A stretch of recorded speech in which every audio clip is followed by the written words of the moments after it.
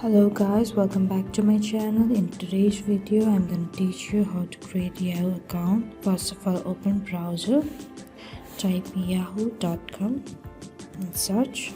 There at the upper right corner you'll see an icon. Click on that.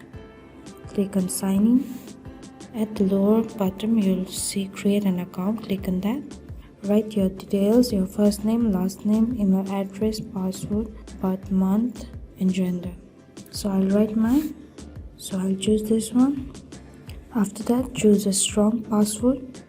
Tap on country code number and click on whichever country you are staying.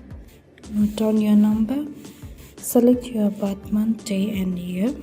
Write down your gender and continue. Click on text me a verification code. After that, the verification number arrives. So my verification number is this. Click on verify. So here you are done. I hope you like our video.